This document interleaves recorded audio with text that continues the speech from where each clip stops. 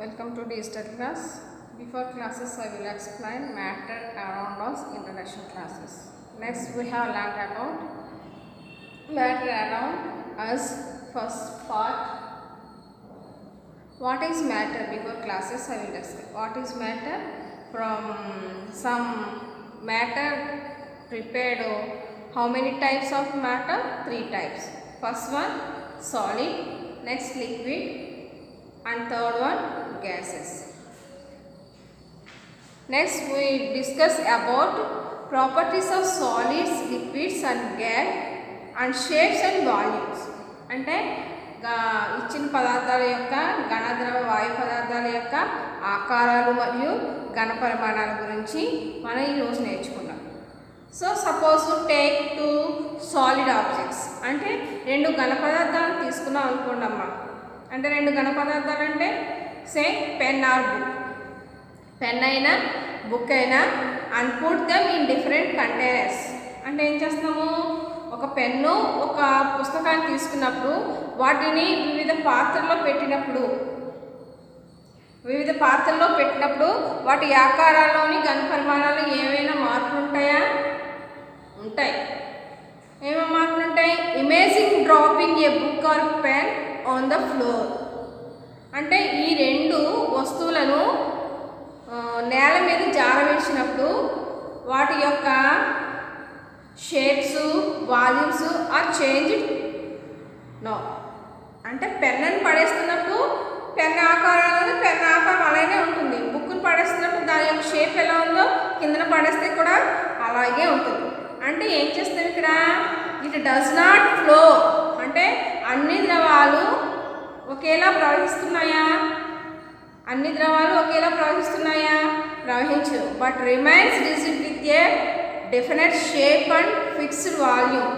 అంటే ఆ యొక్క ద్రవాలకి ఖచ్చితమైన ఆకారము, నెక్స్ట్ ఖచ్చితమైన ఘన పరిమాణాలు స్థిరంగా ఉంటాయి. అంటే పెన్ను యొక్క షేప్ ఎలా ఉందో అలానే కిందకి పడేస్తే కూడా దాని ఆకారంలో ఎటువంటి మార్పు ఉండదు.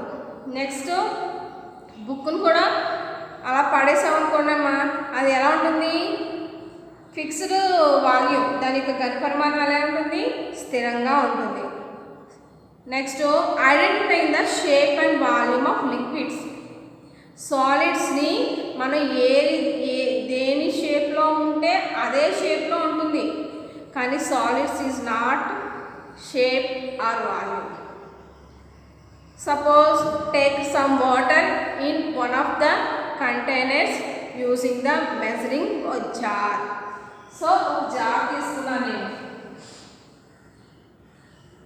ఒక జార్ తీసుకున్నప్పుడు ఆ జార్లో కొంచెం వాటర్ వేసాను. ఓకే, అంటే సమ్ వాటర్, అంటే take some water in one of the measuring of a jar. అంటే కొంత నీటిని ఏదో ఒక పాత్రలో నేను తీసుకున్నాను. అప్పుడు examine the shape of water in the container.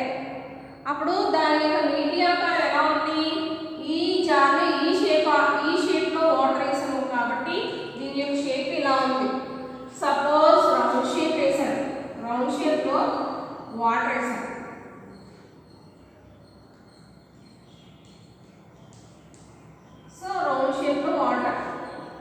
అంటే shapes are change but volume is fixed. అంటే షేప్ అయితే మారింది కానీ, వాటర్ యొక్క షేప్ అయితే మారింది కానీ దాని యొక్క వాల్యూమ్ అనేది సేమ్. అంటే both the same water in another container and have look at the shape. అంటే మనం ఆ యొక్క వాటర్ని, ఈ జార్లో ఉన్న వాటర్ని ఈ యొక్క పాట్లో వేసినప్పుడు దాని యొక్క షేప్ అనేది మారింది, చేంజ్ అయింది, కానీ దాని యొక్క వాల్యూమ్ అనేది ఎలా ఉంటుంది? ఫిక్స్డ్గా ఉంటుంది. అంటే మనం ఏదో ఒక కొంత పాత్రలో వాటర్ తీసుకున్నప్పుడు ఆ యొక్క పాత్ర ఆకారాన్ని బట్టి దాని యొక్క సైజు, షేప్ అనేది మారింది, కానీ దాని యొక్క వాల్యూమ్ అనేది మనకు మారలేదు. దీంట్లో నేను 2 లీటర్స్ వాటర్ తీసుకున్నాను. ఇది జార్ షేప్. దీంట్లో కూడా సేమ్ ఇదే వాటర్ ఇందులో వేసినప్పుడు దాని యొక్క వాల్యూమ్ అనేది మారదు, అంటే వాల్యూమ్ అనేది ఫిక్స్డ్గా ఉంటుంది. అంటే again repeat the process till complete pouring the water in all containers. అంటే ఏ పాత్రలో లిక్విడ్స్ తీసుకున్నా ఆ యొక్క పాత్రలోంచి మరొక పాత్రలోనికి ఎనదర్ కంటైనర్ వేరు పాత్రలో తీసుకున్నప్పుడు ఆ యొక్క వాటరు దాని యొక్క షేప్ అనేది మారుతుంది, కానీ దాని యొక్క వాల్యూమ్ అనేది ఫిక్స్డ్గా ఉంటుంది. అంటే ఏం చేస్తాం, what is the shape of the water in different container. ఇక్కడ మిమ్మల్ని అడుగుతున్నాం what is the shape of the water in different container.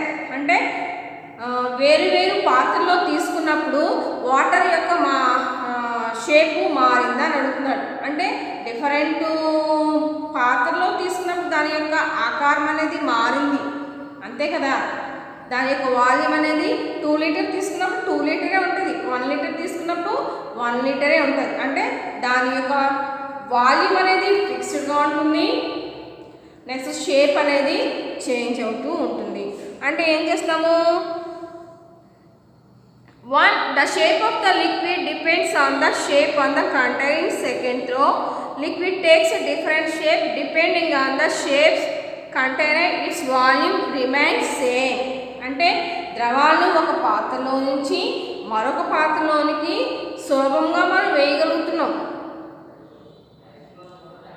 అదే సాలిడ్స్ని ఒక పాత్రలోంచి మరొక పాత్రలోనికి వేయగలుగుతామా? వేయలేం.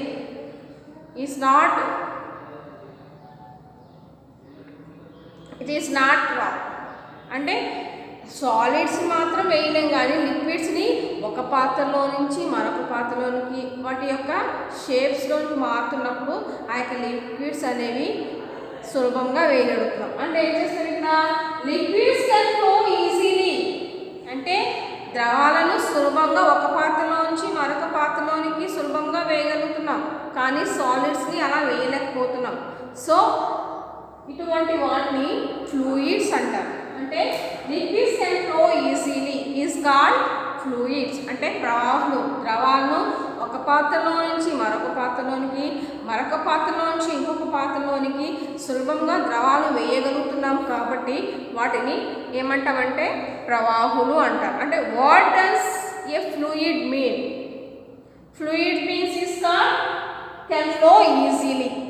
అంటే ద్రవాలను సులభంగా ఒక పాత్రలో నుంచి మరొక పాత్రలోనికి మనం వేయగలుగుతున్నాం. Today will discuss about properties of solids, liquids and gases and shapes and volumes on let about. So some more given 2 questions assignments to answer send by WhatsApp. Okay.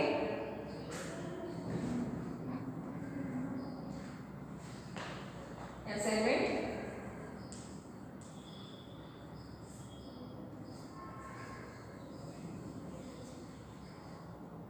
What does a fluid?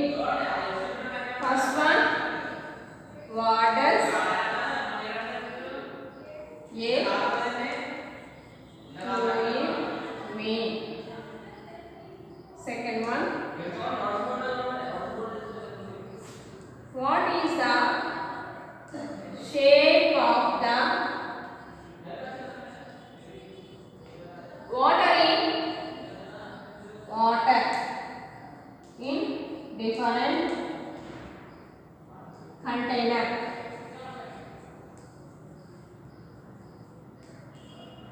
So 2 questions నాకు మీరు WhatsApp send చేయండి. Okay.